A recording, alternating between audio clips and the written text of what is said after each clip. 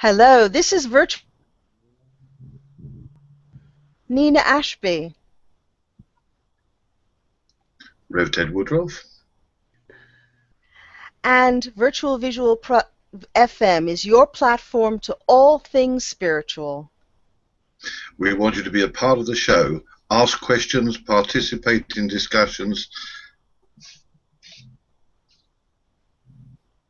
And come on air with us. We welcome you to our show tonight. In a little while, coming onto the show is Avril Price. But first, Ted's 1 Minute Me moment. Hello, everybody. Welcome to Virtual Vision, as we've just done, into the 1 minute moment straight away.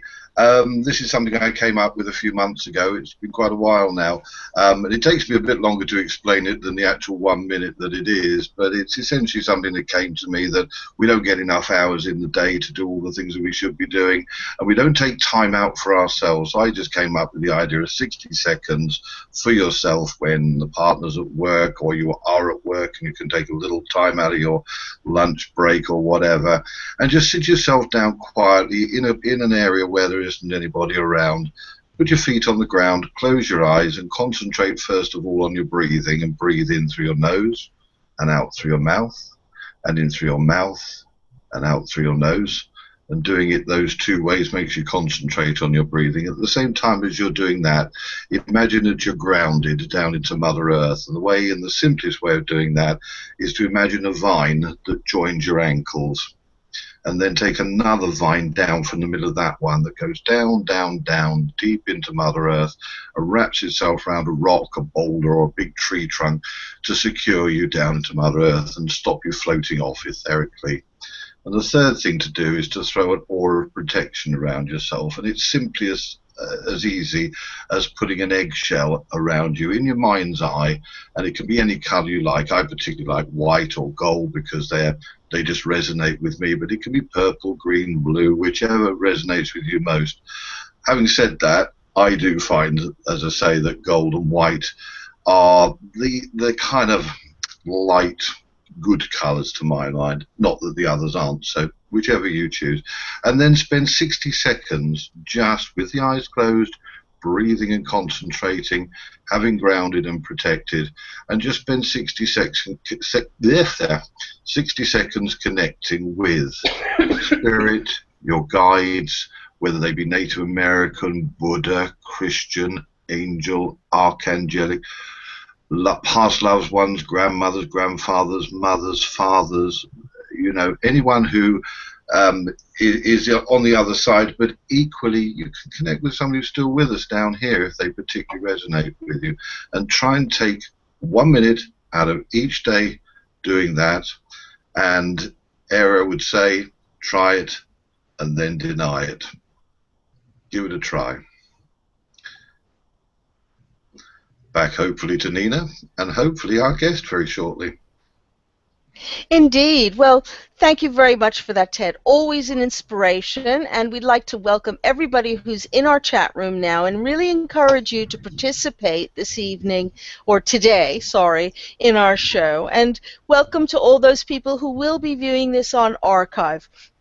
Just a little heads up to have everybody wish Era well. She can't join us this evening because she's had the dreadful lurgy cough that has been going around. So she's recovering, and we'll all send her some love, and she'll be back with us next week.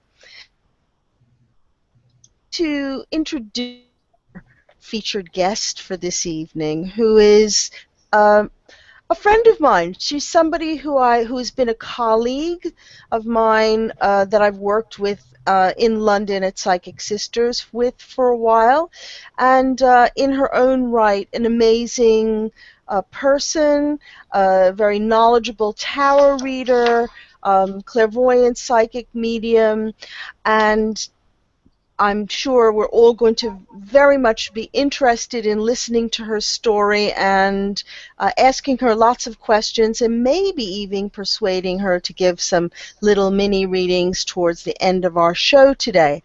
But first of all, let's welcome onto the platform Avril Price. So Avril, if you could turn on your microphone and your camera so everybody can see you. We welcome you onto the show. Brilliant. Hello there. Can you see and hear me? We can, Yes. yeah. Yes. Fabulous. Hi, Nina. Hi, Ted. Hi, Hello. Avril. And hello to everyone welcome out also there. in the chat room too. Right. Christy, Colin, Sandra, Heather, and Sarah are our guests for the moment, but there will be more coming on to the show as we proceed through the evening. So, Avril, first of all, I'd like to you to share, if you will, kind of your journey about how you got to where you are now as somebody who is very extremely knowledgeable and experienced in not only tarot but cabala and psychic matters. Share your journey with us. We love to hear that. Okay, thank you. My story goes back, like so many of us, back to childhood. And I was never that kind of a child that saw people walking through walls or had these amazing mystical experiences. But I was an extremely perceptive child.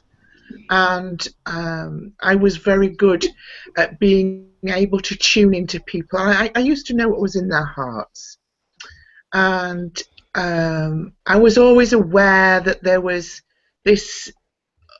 something else other than this two-dimensional world that we live in. So I've got to say that the spiritual world has been something that interested me from being very small. I was a solitary child, not for any other reason, but as a family we moved around a lot, and so it was hard to sort of make friends and hang on to them. And not that I was a Billy No Mates as such, but it was just that I used to be able to entertain myself. And over the years, I've asked students about their childhood background, and I've come to understand that a lot of people that have gone on to be psychic mediums actually did have these childhoods which were where they entertained themselves, they spent a lot of time by themselves. And I've come to believe that that's where the training first began, that enrichment of the imagination, where you live in this very animated world of make-believe, and you really do believe that there are these otherworldly beings around you. And I had great invisible friends. And also, I think the imagination had to be cultured. Students often say to me, oh, I don't think it's me, I think it's my imagination. And to which I reply, it has to be the imagination. The imagination is the primary tool of any good psychic medium, because it's the bridge between the two worlds, between the unconscious and the conscious world, because the unconscious world, as we know, is where we make our first spirit contact and we give that unconscious a voice. But anyway, so that's where I really see the training first beginning, is in this very rich, imaginative, liminal world. And I was very lucky to, as a young child, coming from Yorkshire, to be in the countryside. So again, I was, I saw the spirit of everything, the spirit of nature, the spirit in animals. And I think kids really do have that gift. I was watching this kiddie play the other day, and with an old spoon and other everyday artifacts, and a bag on a seat. And everything took on a personality, a very rich and a live personality, very animistic, almost shamanic. And children are able to believe that there is a life and a personality even in the most inanimate of objects. And so I kind of grew up in that environment. I have older siblings, and I've been very lucky to perhaps I've had input, particularly from an older sister, who kind of stimulated kind of spiritual thinking, and so I was very lucky in that respect. And then kind of, well, it's like through the adolescent years, spirituality kind of went out the window as I got on with the process of growing up. But it was a kind of like, it came back to me in my 20s when I became much more aware of the spirit world in a much more physical sense. So how did you get involved with the tarot? Well, the tarot. That was 33 years ago, Nina. I'm amazed as I sit and think about it. Goodness, has it been that long? I was a single parent by this time, and doing the best as you can, as you do in those circumstances. And I remember meeting a very handsome gentleman who later became my partner. And anyway, one day, I was always a bit cosmic, you see, so he said to me, I've got a present for you. He says, it's going to really suit you. He says, because you're a bit out there. He says, I don't know what to do with them. He says, but you will love them. And there were a set of tarot cards, and it was a Spanish version of the Marseille tarot deck. So I learnt tarot the hard way, guys. I didn't have lovely Rider-Waite picture version. It was 22 major arcana and the medieval images, and the pip cards were literally that pips. Right. Which I actually think that if you can learn with an old-fashioned deck, you will never forget the tarot symbolism. It has a way of working itself into your memory and remaining there. Anyway, as soon as I got these cards in my hand, I knew that we were going to be joined at the hip. I was absolutely cock-a-hoop about this. And as it happened, the relationship ended, unfortunately. But I kept the tarot deck, and I had 2 children with him, so I kept them too. But, funnily enough, I did just that. The tarot gradually, over a period of time, became absolutely huge in my life. And I interwove them into everything that I did in life. And I learned through some very rich life experiences. For example, I had to go and live in a woman's refuge shortly after the ending of that relationship, and I was thinking. I wrote a blog about it actually, which you can see on my website, and I was kind of thinking about of all the things that you take with you when you're going to live in one room with 3 children. One of the things that I took with me was my tarot cards.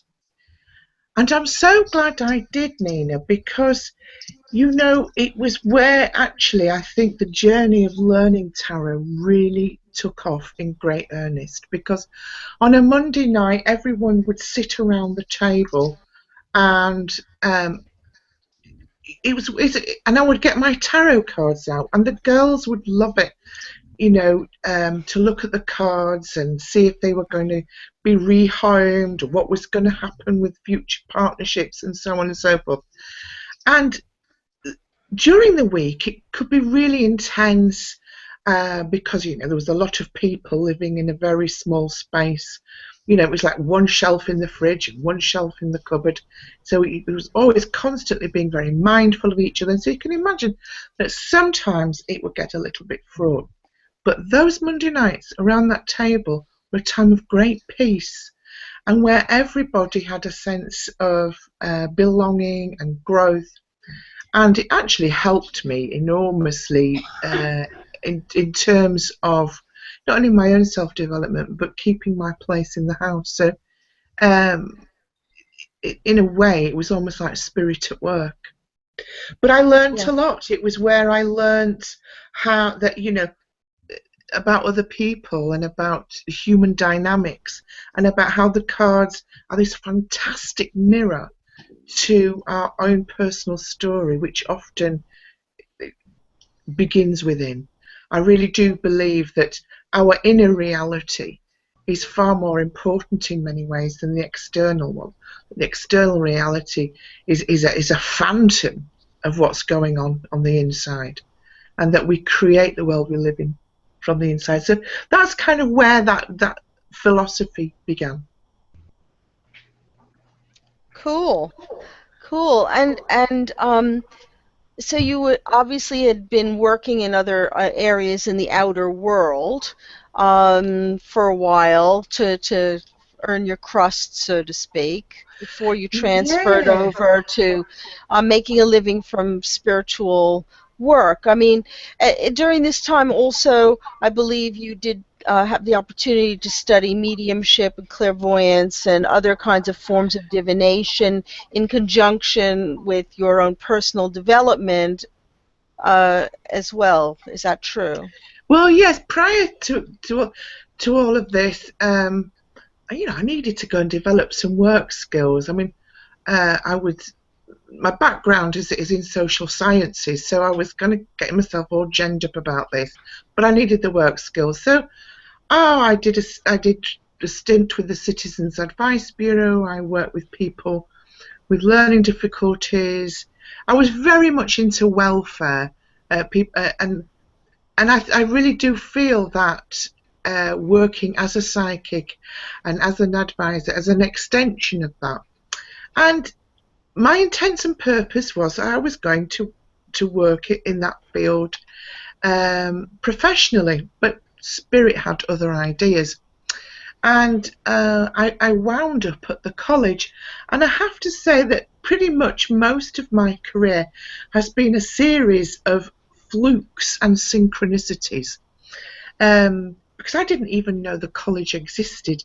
And For uh, this for the those Psychic of Studies us, College of Psychic Studies in London. in South Kensington, London, yeah. Right. And this is going back to 1997.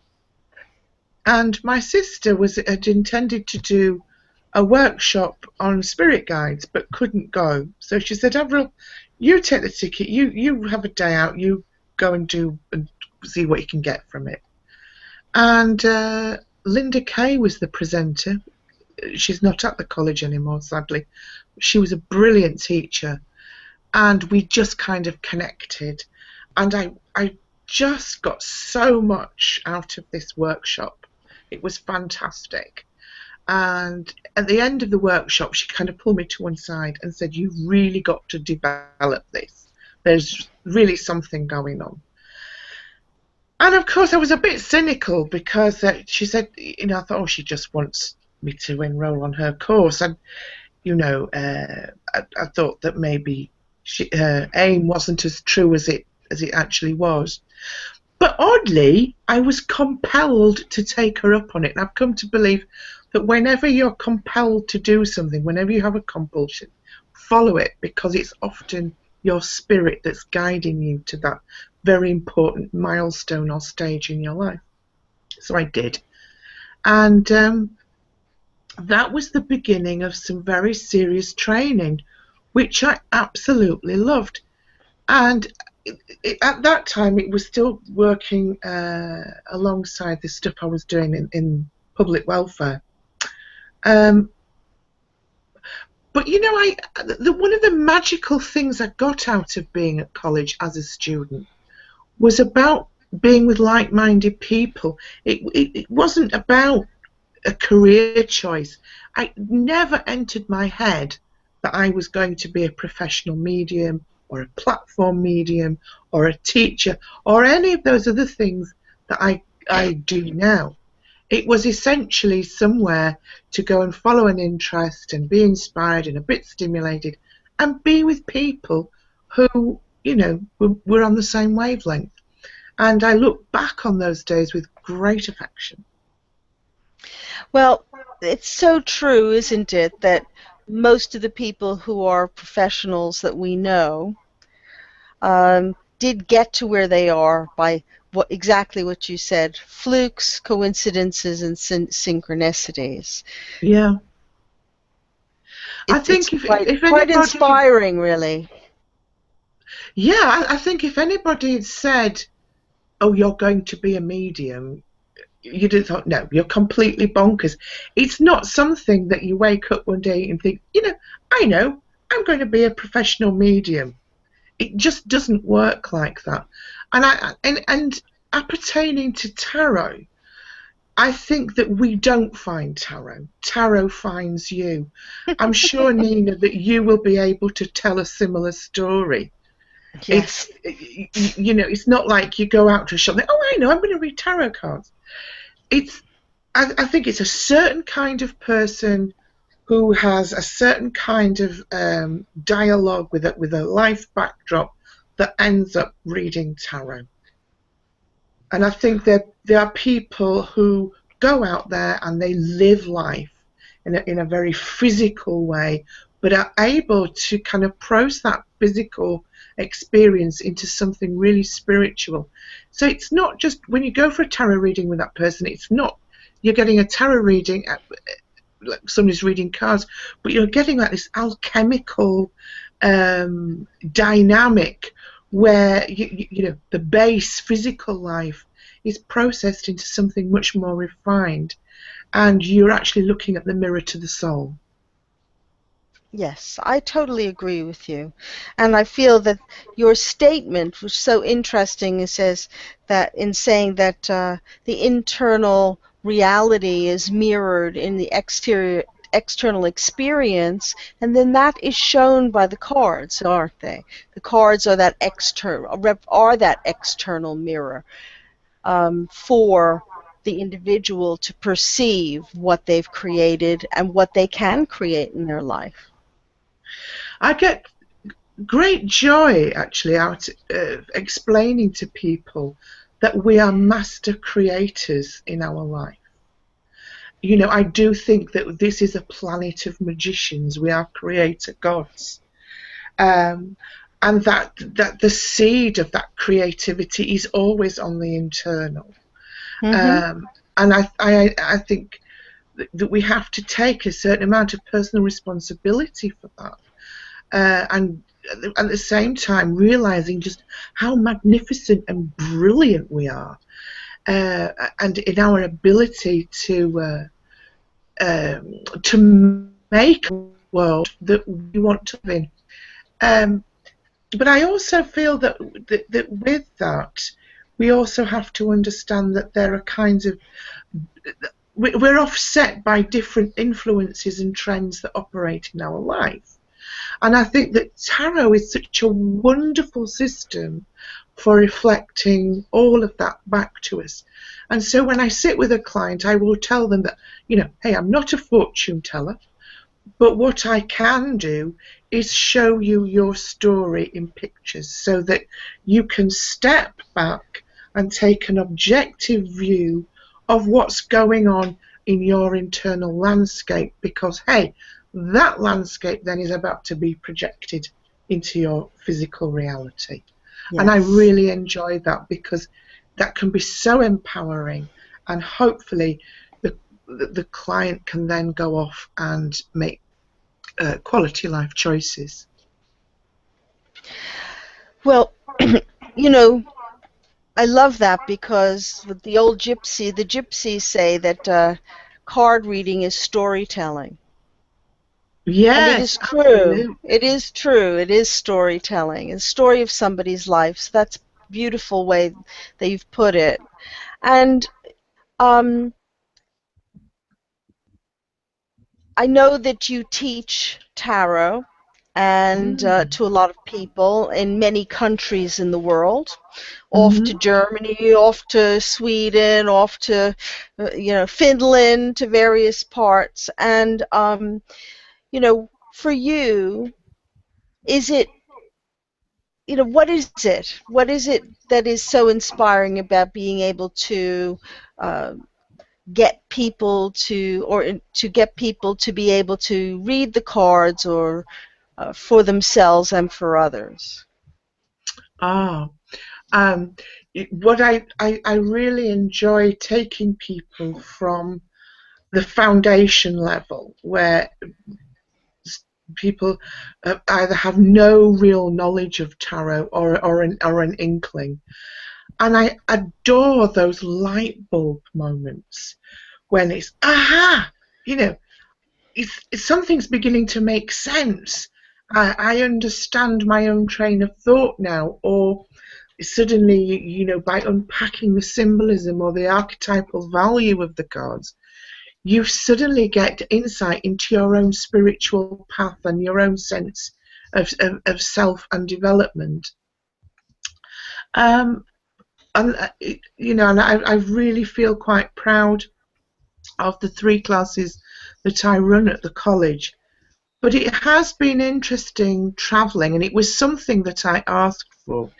That I wanted to travel. I wanted to be able to go and work in other countries. It was a way of seeing other parts of the world that I probably wouldn't normally see. And I have to say, I'm really very proud of the fact that I'm the first English woman that took tarot to the North Pole. And yeah, I know it's bonkers, I know, but my life is pretty bonkers, so it kind of all fits. But that was a buzz because they're not unfamiliar with tarot. It's not like, it's something that they've not actually seen or heard of before. But but to use it as a tool for self-discovery and spiritual pathworking was quite new. And notice that Ted has come onto our screen. Ted has come onto our screen, and I think that he has a question to ask you. Okay, cool. Hi, Ted. Hi, Avril. I've got to say to the world and to everybody listening, I absolutely adore the Yorkshire accent, and I love your just love it. And I was only up that way recently, and I hadn't been up there for years and years. Whereabouts were you, Ted? I went up to Hornsey to see John David, probably a different part of Yorkshire to you. I think that's East Yorkshire. Hornsey. Hornsey Potteries. Yes, that's the one. Yeah, I went up to see a dear friend who's in the same line as all of us in the spiritual arena. So yeah, that's my first observation. What I wanted to just ask you about tarot. Now, I do sort of spiritual healing and angel and angelic healing, and that's my sort of passion and my vision and my focus. But interestingly, only a very few days ago, I hosted a tarot workshop here. And I tried to stay in the garden and let them get all on with it, and didn't get involved. Not that I don't believe it, but it just wasn't of particular interest. Having said that, the numbers were odd, so I was called in to participate, and I was given a set of cards, or I chose some inner child ones because I've got a little bit of the inner child going on. And interestingly, the way I was guided to do it by the tutor was to look at the cards and see what kind of came through, rather than the reading. Well, she actually also tried to guide me to read what I saw within the card. Now, my question to you is, and I know it's been a bit of a long-winded one, but I had often understood that they were simply a tool to kind of connect to the realm, to get the psychic sort of intervention from spirit, rather than the cards happening to come out as appropriate to the receiver, the client. Now, what's your take on that, Avril? Do you actually think that if you lay out some cards for people, or they choose the cards that are put in front of them, that has been destined to happen, and so they will get cards specific to them? Or is it how you read the cards, if that makes sense? In fact, I'd probably say it's a bit of both. The shuffle, to me, is symbolic of people making order out of their personal chaos. Because that's what spiritual devices like tarot do. They help us to understand the chaos that we're born into. And we draw the cards randomly, and they work synchronistically, which is seemingly meaningful random coincidences.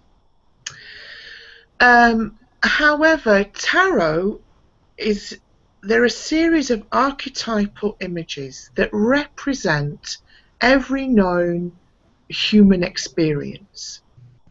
And no human experience is separate from another. They all weave together.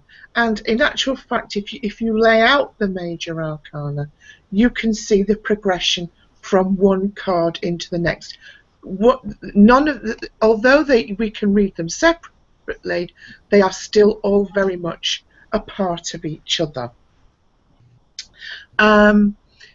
What they do is they act as psychic triggers, because each of us has our own well of inherent wisdom.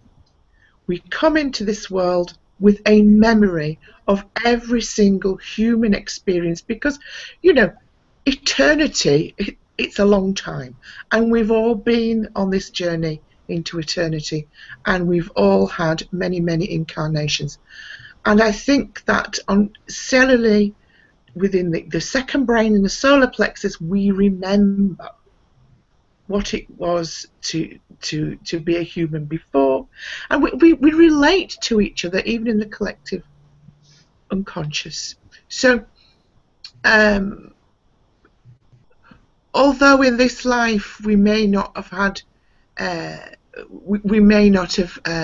had divorce, for example, on another level we can relate to what it must be like, because our wisdom understands it. And so what the cards do, that they unlock that wisdom, so that then you can then relate to the card on a psychic level. Now, I have problems with this word psychic, actually. I really don't like it, because I think that it's misleading. For me, the word psychic is about the inner life, because it comes from the Greek word psyche, which is another word for soul. So in a way, I prefer to see that tarot readers or psychic tarot readers, we are soul readers. We can look at okay, I kind of describe it that where I'm coming from is from a psycho-spiritual perspective. What I'm interested in is the journey of the spirit in human form, and the physical and human experiences that shape or engage that spirit on its journey through the limitations of time and space. So by understanding the card archetypally, we not only get in touch with our physical destiny, but also our spiritual one. And the way that I encourage students to learn these symbols and archetypes is through adopting keywords or key phrases that help trigger off that meaning. I hope that answered your question. I felt like a bit of a ramble, actually. No. I do the same with that. No, you absolutely have. And what's come through that, interestingly for me, is I so agree about the psychic word, that it does actually conjure up for people this mysterious, mystical, peculiar, tucked away behind curtains sort of thing that's beyond a lot of people's understanding. Yes. And you know, that's really, that for me personally is so helpful, because you know, I call myself a psychic surgeon because there's no other sort of thing other than trance surgeon or whatever. But I think actually people might get it a bit more if one did call oneself, for example, a soul surgeon, or as you say, a soul reader, because that far more gets to the core of an individual than this psychic, which has the mystic meg and the, you know, the tucked over a crystal ball and all rather weird and odd, when actually it's very out in the open. It's very light and not dark. So absolutely answer the question. Had I been talking to you about tarot and not having participated in the workshop, I would have been a little more cynical in some ways. Do you know what I mean? But it's only an opinion when it comes down to it. Once I've got the proof personally about something that satisfies me, then I'll go with it. Or, in fairness, I'll discard it because it's not directly sort of use to me.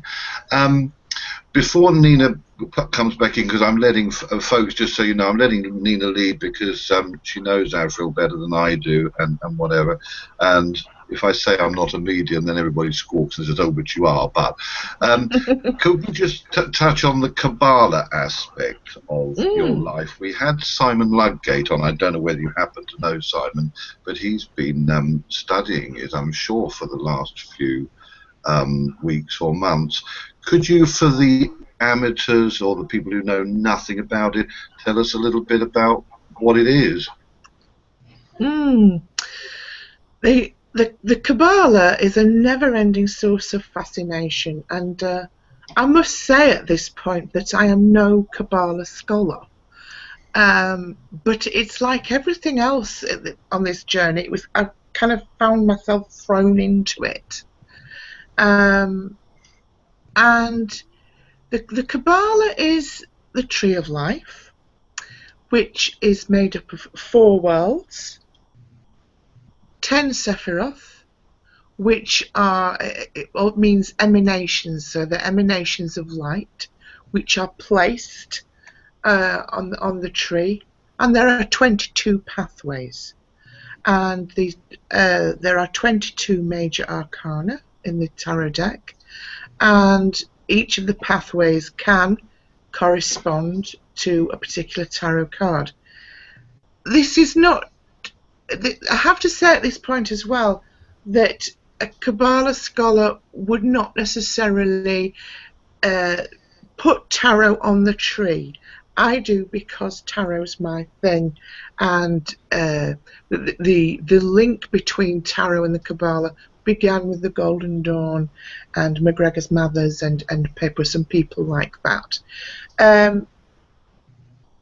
And there is, you know, there is some kind of controversy amongst cabala tarot people about which card goes where. So, you know, it's a very rich and stimulating field of interest. But getting back to the cabala itself, it's what we call God's skeleton. That it's a diagram or an imprint of how the divine source works within us, both physically and internally. And we can see as a flash of lightning that races down the tree, hitting each of the sephiroth, and can also return back up the tree. And these sephiroths, which are depicted as balls or circles that hang on the diagram, are emanations of different parts of the psycho-spiritual perspective. That's about the best way I can describe it. Great. Okay. Could I mean, I'm not trying to make you do your homework here like a teacher, but just for my benefit, do you know where this originated, this philosophy of the Kabbalah? Is it a human one? Is it a spiritual one? Is it something that was channeled to somebody? Is it connected to a particular faith or religion? Okay, yeah, it's Judaic in its origin, and it's a lot of the letterings are in Hebrew, and I think contemporary scholars have made it easy for us by translating the Hebrew, and you can get into what's called the Grimatria, which is taking the letters and breaking them down into numbers, and then you can get even more deeper and more refined meanings. So it's taken from the Zohar, which was a whole library of books, which was there. It's there to define how man becomes God. And what can it's said that it's possible that even Christ was a Kabbalist, but that's debatable. There is no absolute 100% evidence that that is so. But I'm just trying to give you its time frame, that it's certainly not a modern way of thinking. It goes back way into the annals of time.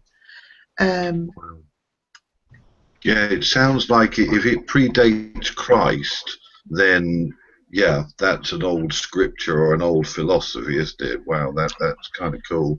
Is it something that you use in your work?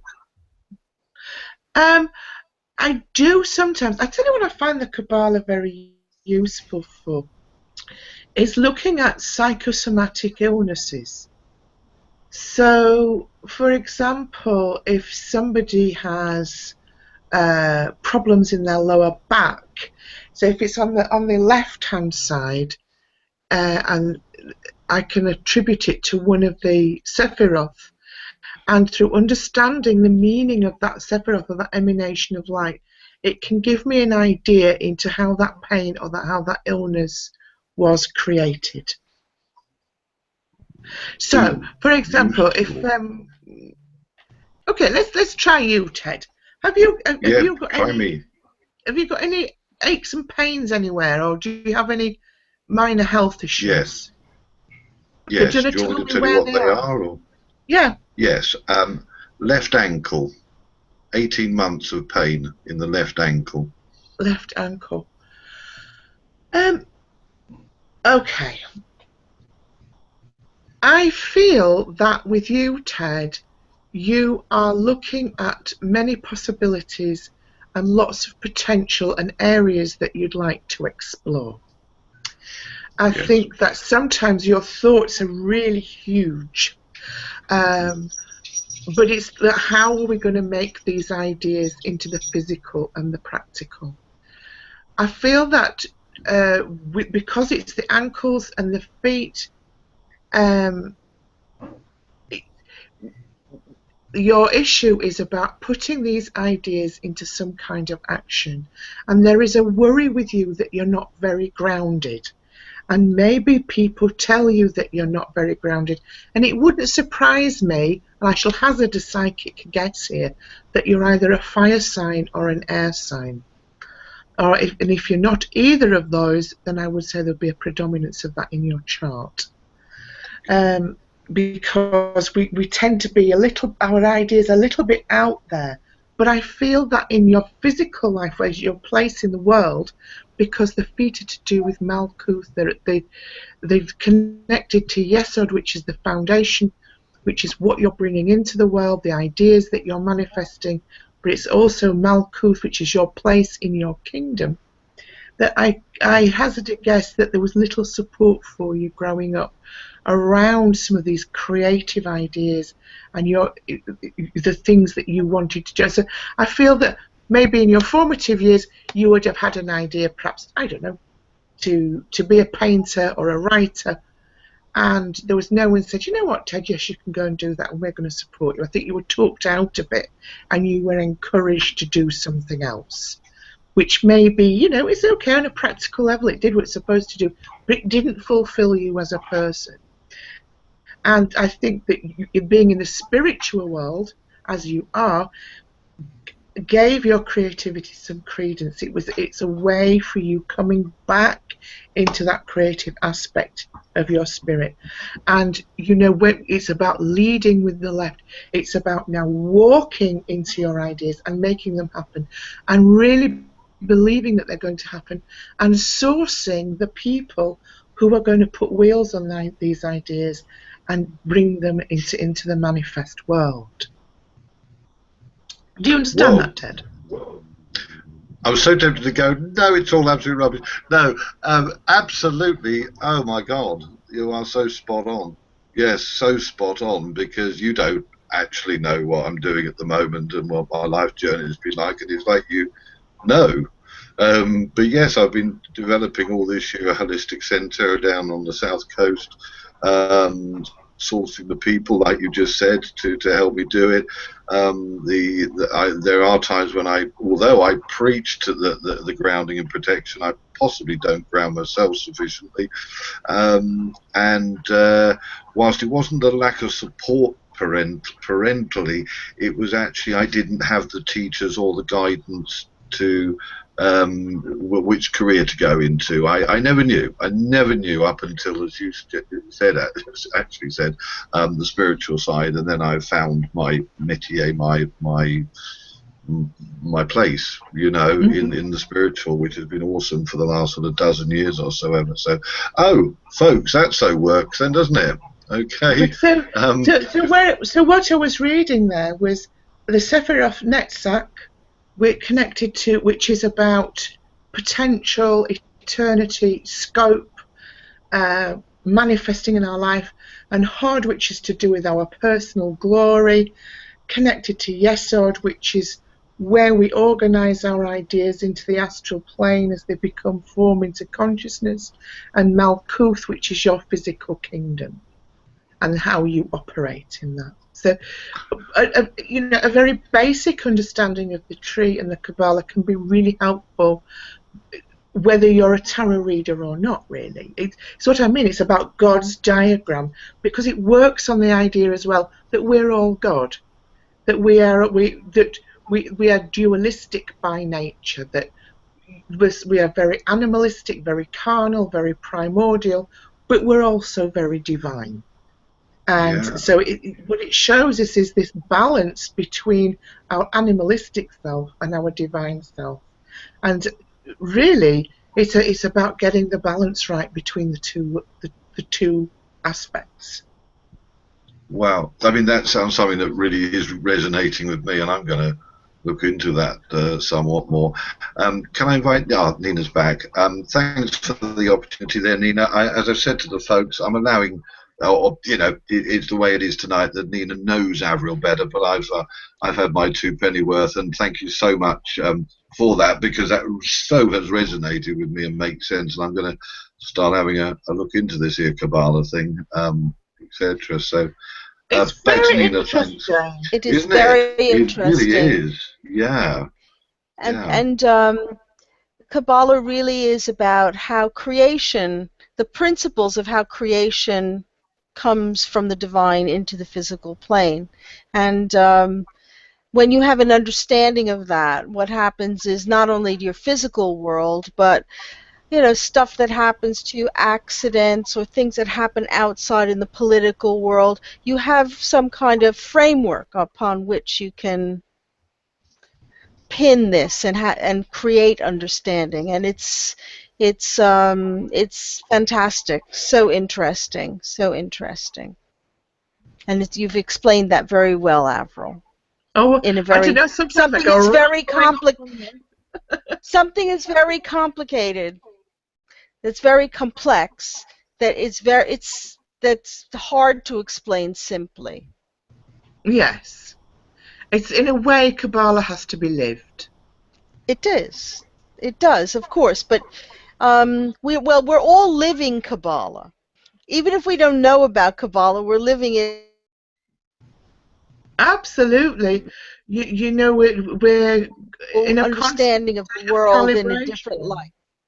Yeah. Yeah. I mean, it's like astrology in that way. It's a symbolic structure, and then you can apply it in many different ways. Yes. and Yes, like absolutely. tarot too, like tarot, because don't you think that, as a tarot expert, this, that tarot, one of the historical aspects of tarot was that it was a symbolic shorthand for hidden knowledge during times when people couldn't talk about esoteric subjects. So the Yeah, that's cards a came really into interesting being. thing, isn't it? The cards came into being as a way of, subversively getting people to be able to pass down this knowledge in a Hmm. way that was acceptable, because everyone have their fortune told. Well, I think everybody was frightened of getting burnt for heresy, Exactly. because the church was still very much in control. Uh, the popes at that time didn't know whether they wanted to be in Italy or in France, or their power was completely out of control. And and around about the time of the Renaissance, Italy, people were becoming much more interested in their psychic life. That they were Hmm. beginning to realize their own depth, brevity, and their ability to create beauty without having to have the the say so of the church. And also, I mean, these merchants were getting a bit clever. I heard as well that the cards could be used for merchants forecasting uh, how the markets were going to sell. It was like, because as you know, Nina, the the card started out as a teaching tool to teach us about the classes in society. So you could Hmm. work with the cards to see where you could make your fortune in a way. Yeah, well, that's why they were called fortune telling cards. Absolutely. Boom! So, I mean, something is so obvious, right? Um, but tarot is in itself, it's such a rich mine of esoteric information, of imagery,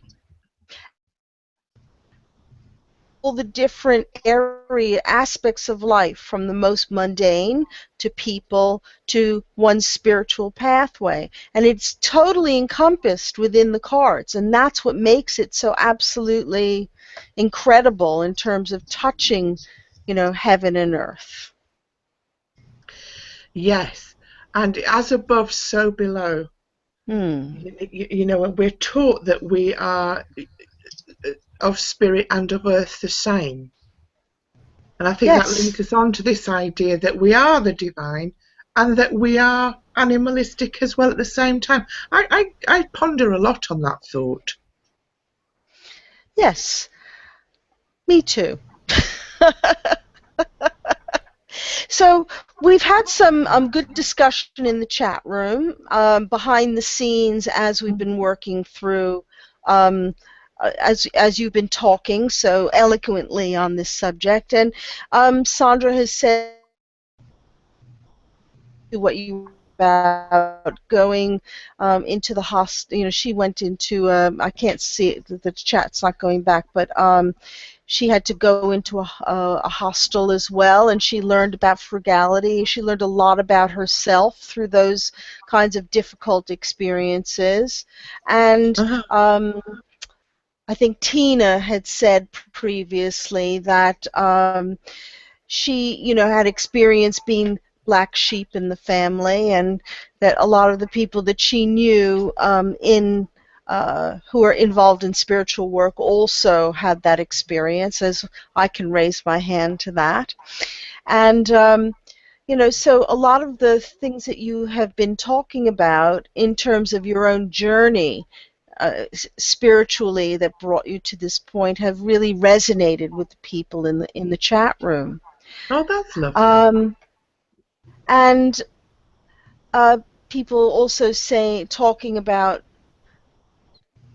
uh, also your enjoying learning new things like TED and Kabbalah and things like that. So um,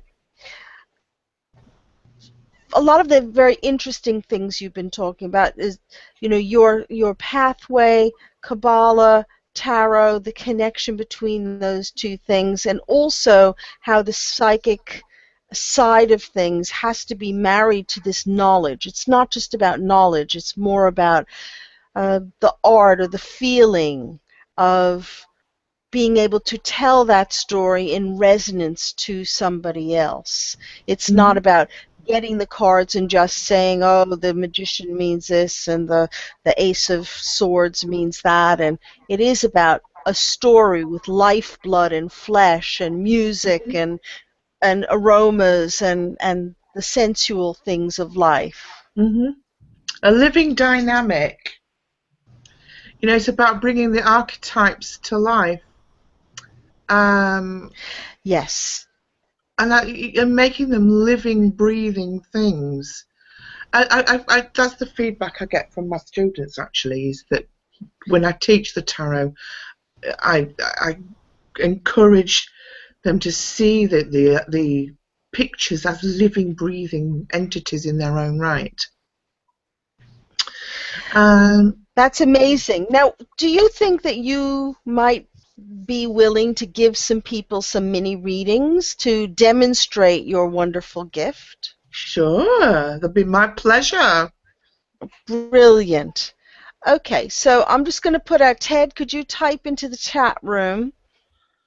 For all of you there, Avril would love to entertain your questions, so she's getting her deck out. Which deck are you going to use today? I'm going to use my Old Faithful, the Rider-Waite. Okay, you're going to hold it up for people to see? That's upside down. We don't do upside down. We never do reversals. Can people see? No? The Seven of Cups. That's a random one. That's for you, Ted. That's your knapsack. That's your possibilities and potential, my dear. The Seven of Cups. Okay, thank you. Okay, so I'm just typing into the chat room. If you wish to have a reading, please ask your question now to Avril. And be on hand, please, to give written feedback pretty immediately. Tina must have a question. Sandra would have a question. Come on. Colin would have a question, I'm sure.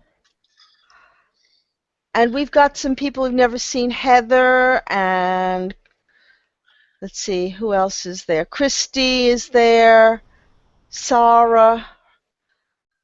It would be lovely to have your questions. Come on, you've been waiting for this moment. Somebody wants a general. Okay. Tina said she'd love one. Okay. Let's just see what cards come up for Tina. Okay. Here we go, Tina. Let me just... Thank you, everybody. Let me just... Okay, I'm going to draw 3 cards for Tina. And I'm not going to... Do you want me to tell you what cards they are? Shall I do that, Nina, or shall I just go into the reading? Would Tina be interested in what cards they are, do you think? Yes. Why don't you hold... Yes. Okay. Yeah. Yeah. I know Tina knows well enough. Yeah. You have the 3 of Wands. Your first card. Then you have the Knight of Cups. Ooh. And then you have the Knight of Wands. Okay. Nina's smiling wryly to herself. Okay. Tina, I feel that you are currently in a phase of expansion, and your world is about to enlarge. I think that there are possibilities coming towards you of opportunities where travel and business could be linked together. But certainly you're looking forward, you're looking out onto your horizon, and I get the sense that you are looking to see what's going to come back to you. It's like cast your bread upon the waters and it will come back to you. So there's a sense of returns. I also feel that you're facing some really exciting opportunities, and that what you're doing now is that you're developing your skills, you're really refining your talents and your abilities, and I really do feel that this is going to be a very positive outcome for you, because I'm seeing you getting the respect and the regard that you deserve. So for the moment, this is about you going with the flow as you work through developing a new structure for yourself. Perhaps you've got some research and some study going on at the moment that's going to help you really bottom out some of these skills for yourself. But I do also think, don't overcommit. I think that you could end up trying too hard or doing too much, and I think it's just one bit at a time, one step at a time. I also feel that there's a relationship around you which is asking for some kind of commitment, and I get the sense that the interested parties are a little bit uncertain. So I think that this is time now to take a risk with it. And I think it sums up your life in general, I think, Tina, which is about it's time to take some calculated risks to move things forward in a very positive way for yourself, because your things are flowing along. You're leaving behind a period of stagnation, and it's really important that you're adventurous and that you're broad-minded, and it's back against the wall, face into the wind, and do it. And I think that as a result of that, you're going to get a very positive outcome for yourself. The universe loves it when we're alive, when we take action, when we take those risks.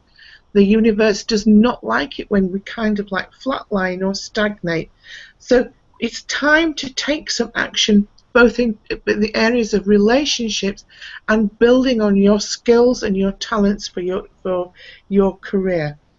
A lovely time, full of passion and energy and generally being out there. But for now, go with the flow, and you will know when it's time to put your foot on the accelerator and gather momentum. I hope you understood that, Tina. She will have. Let me answer for her before Nina picks the next reading, just very quickly. And Tina will no doubt type in there. She only lives up road from me to do the Yorkshire bit. Up road. Yeah, it's like the lady. That's extraordinary, Avril. The energy that's going on, the learning process, and I've tried to say to her, go with the flow, but there's this huge amount of energy and foot on the accelerator and a house move going on right now. She's been stepping up here at the centre all year, and yeah, she hasn't looked back this year in what she's doing. And as she says in the chat room, so very true, many thanks. Oh, So, my pleasure, Tina. All the very best, my dear. You're heading towards something really lovely. That's true. Okay, choose someone, Nina, and you're muted. Okay, so Sandra has asked for a reading, and she wants to know particularly about a house move. Ooh, home move. Yes, so if you could do that, she would be very grateful. Let's do that thing.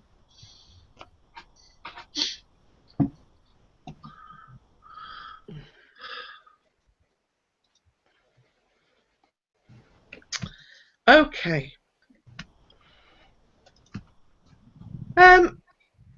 Sandra, you have got the Temperance card, the Hermit card, and the Five of Wands. Okay. If somebody's moving home, I generally see it as the beginning of a new cycle. It's symbolic of a new chapter in somebody's life. And I feel it's very important for you to embrace this new chapter, as it's going to be a time of great healing. I think that you will be tying off loose ends from previous chapters, because I feel that this is a time of internal growth and internal enrichment. I really do feel that your life has been challenging here and there, and we're heading towards a period now where we're going to be making sense of it all. I get the impression that, there's been a bit of an emotional roller coaster for you from time to time, which has had an impact on how you psychologically process things and how you see the world. And I feel that as you come to terms with certain life events, that not only are you going to grow spiritually, but you're going to be able to see the world through a new lens, from a refined sense of maturity.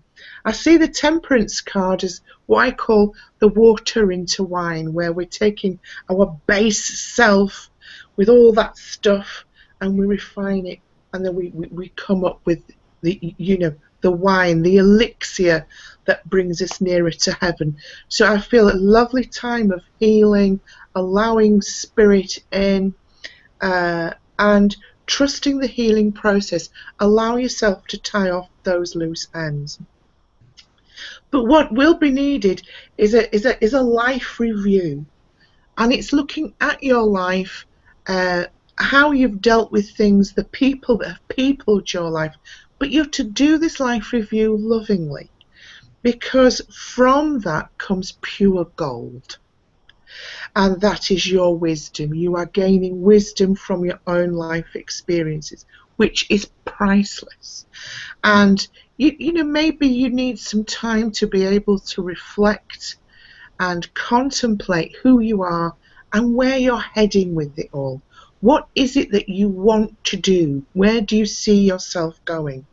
And so, we're seeing you looking at in all those little recesses, and I feel there's some real, as I say, pearls of wisdom, nuggets of gold that are really going to enable you as a person to get your life on track in a way that you want to.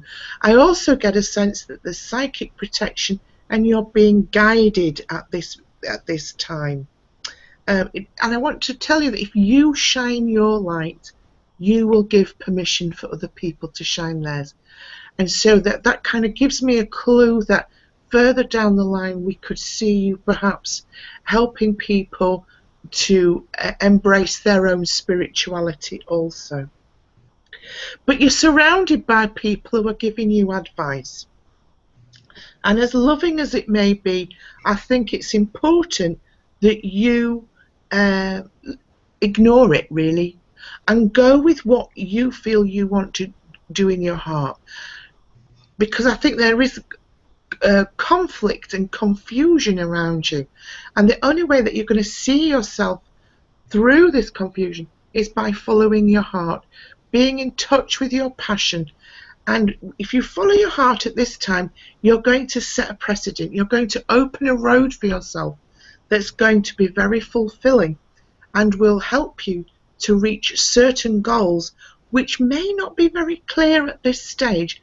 But the more you work with it, the more healing that you do, the more chapters that you consciously close, then the more defined and refined your future will become. I hope that was helpful, Sandra. I can't hear you, Nina. Oh, there you are. Yeah, right. Thank you very much. I'm sure Sandra will get back to us. And that's, fantastic. So Sarah Herzog, Sarah has asked whether you could give her a reading about whether she should, her time in the UK, or she should go back to Germany. She's confused about that for herself. And she says, I adore the way how Avril built up the story and brings the meanings of the cards together, one picture after another. Lovely. So she's enjoying how you're doing this and would really love to have you comment on her dilemma. Okay, hi Sarah. Thanks for getting in touch, and I'm happily going to look at some cards for you. Okay, let's see where we're going with this.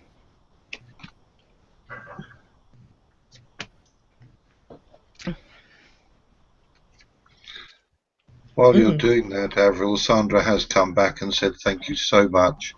Reflection has been very much at mind and always feel protected. I'm a rebel at heart and don't mind and don't listen to anyone. I'm a rebel at heart and don't listen to anyone. So oh, God bless you, Sandra. You sound like a kindred spirit, dear. So, Sarah, you have the King of Pentacles, our friend Temperance again, and the Page of Swords. Yes, indeed. Okay, Sarah, I feel that there is an issue here around work. I feel that, you know, it's almost like you could be a feather in the wind. Frankly, you could go anywhere. But I feel that you feel very anchored, almost a bit trapped because of work circumstances. I feel that this is about you making some very practical choices at the moment, because you may not be in a position to throw caution to the wind. So it's about really looking at how you are going to maintain a sense of physical reality, how you're going to pay the bills, how you're going to live, how you're going to change that in some way. But I just feel that you're unhappy at work. I feel that maybe your employer and the structure in place at work is it's not conducive for you spiritually. It doesn't click with your persona. And I feel that every day you have it's almost like has to be a point of recovery where you kind of have to admonish yourself for doing what you do within your work experience. And it's about finding some kind of balance there. Because I feel as though it's very easy to get out of kilter.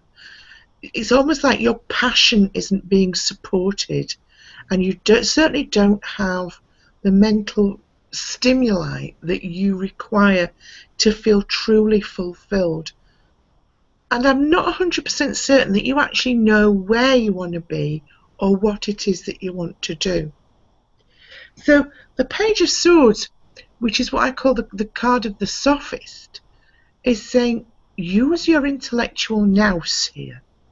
You know, you've got a good brain, and it's not actually about engaging with the heart at this stage.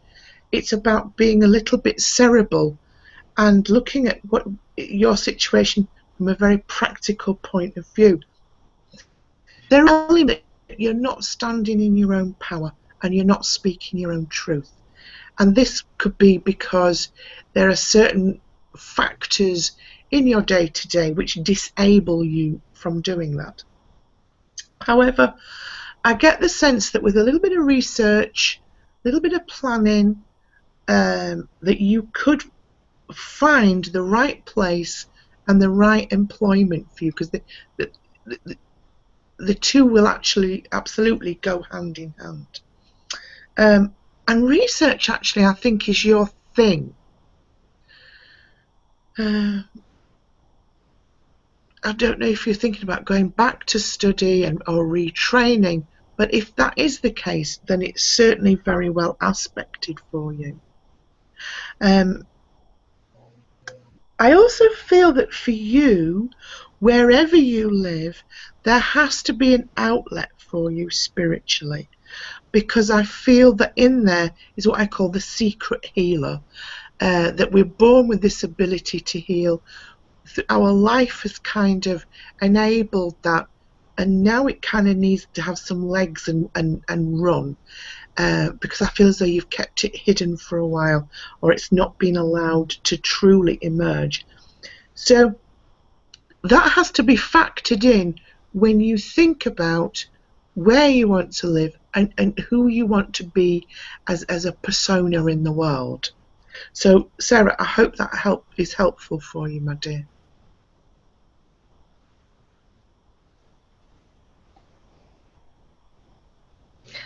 So Sarah has said, haha, the Page of Swords is always there.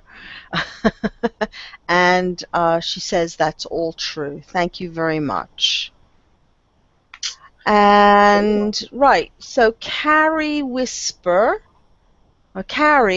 has asked, okay, hold on a second, for a general reading and also about a visitor or wild. Why don't you look at the cat question first? Can you just repeat that about the what? what Carrie has some kind of cat that's visiting him, and he wants to know: does it belong to somebody or is it wild? Oh, I see. Now I get you. Thank you, Nina. No problem. Okay. For a minute, I thought it was a phantom cat. No, it was a real cat. It's a real one. Okay. Okay.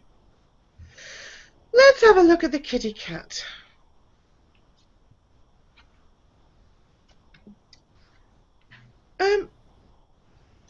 Oh, it needs a home. This kitty cat needs some love. I get the sense that this cat's a little bit overprotective, so it might not trust everybody. I think that it's come into Kari's life to find some peace, and I think that emotionally this kitty cat has had difficulties, either for the cat itself or certainly the home it's come from. And I feel that this kitty cat needs a bit of an advocate. It needs somebody who's going to, be there for this cat. So I feel as though this cat's very over anxious. And it needs, kitty cat needs to build up her stamina. I think she's a little bit weak. She needs some vitamins and some minerals. She's also an insomniac. I feel that she doesn't sleep well at night, and it's possible that she's not comfortable in her owner's premises, which is why she goes on the prowl, which cats do naturally anyway. But there's something about your place, Carrie, which this cat loves, because it's safe and warm and stable. This cat's passionate about you. I think this cat's fallen in love with you a little bit, and has ideas of moving in. But I feel that actual fact you appreciate this cat too. It's almost like a marriage made in heaven. So I think it's almost like you give this cat some hope that it's not a big bad world, that there are nice people there, namely yourself. And I think that over time you're going to find that this cat may actually nominate you to move in. And so I hope that you will be able to take Kitty Cat on board. Thank you, Carrie. Well, thank you. Thank you for that. He says that, yes, it's a bit nervous, and he says that it's actually difficult to catch. So very nervous cat. Needs lots of love. Obviously, so anyway, I'm sure you'll work your magic on it, Carrie. And I'm afraid that we have no more time to answer any other questions here tonight. But just one last thing that, ooh, sorry, I've lost it here. Keep scrolling. Sarah says, thank you very much, Avril. Very accurate. I am studying in the healing sector. So obviously you were Brilliant. spot on. Yay! And that's wonderful. Oh, okay, Carrie. Carrie's a lady. Thank you. Sorry. Sorry, Carrie. And Carrie, thanks you very much for the message. My So, pleasure.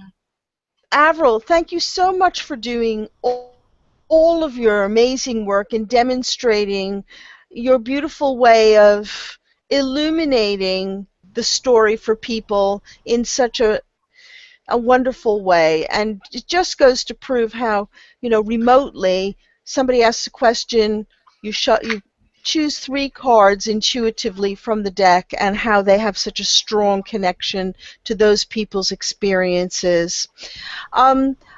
Before we leave, I just want to say, if people wish to get in touch with you to either have a reading, to learn about tarot or psychic studies or anything, how would they do so? And will you be starting a new course soon?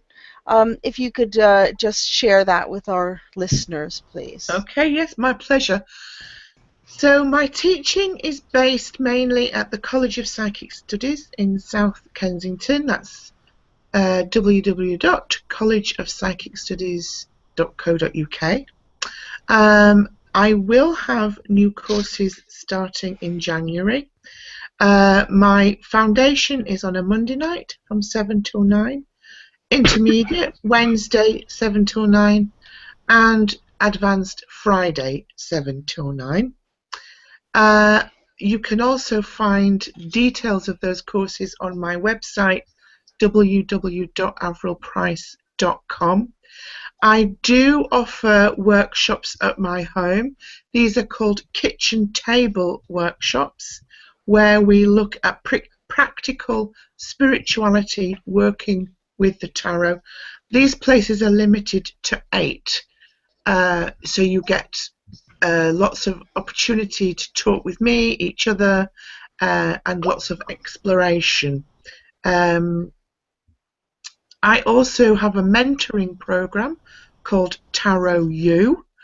There are 4 packages available, and these are available to people of all levels, and are bespoke, tailor-made mentoring sessions just for you. And we have a discovery call to find out what it is that you need, and we take it from there. And if you go to my website, you'll find lots of other things that might be happening, and opportunities for you to develop, not just with tarot, but also mediumistically. And Thank you so much. see you. Nina, thank you.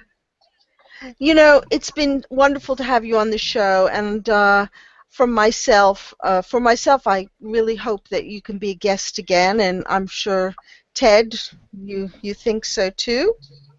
That was Ted, exactly what I was going to say in my final part to Avril. Yes, thank you so much. You read me amazingly. The reaction in the chat room is amazing from the great show, amazing guest, an amazing show again. Yeah, please come back, Avril, and if you will, at some point, because there are people now champing at the bit to get readings where they were a little quiet to start with. But thank you. Yeah, it's been an honor and a pleasure to listen to you and connect with you. Oh, it's been absolutely my pleasure, and I really appreciate you asking me to be here. Thank you so very, very much. It's very much our pleasure. And now we'd like to thank all the guests in the chat room for your participation this evening. As usual, you've been wonderful, and we'd like to close the show now by thanking everybody very much from the bottom of our hearts. So this has been Virtual Vision FM.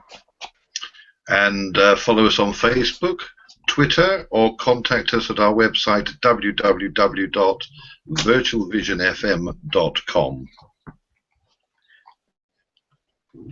If you're a chat room participant or archive viewer, please send us your questions, show topic requests, and feedback to virtualvisionfm@gmail.com.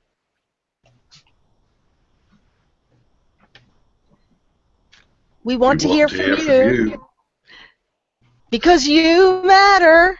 This has been Virtual Vision FM, your platform to all things spiritual. Good night, everyone. Bye for now. Good night. Good night.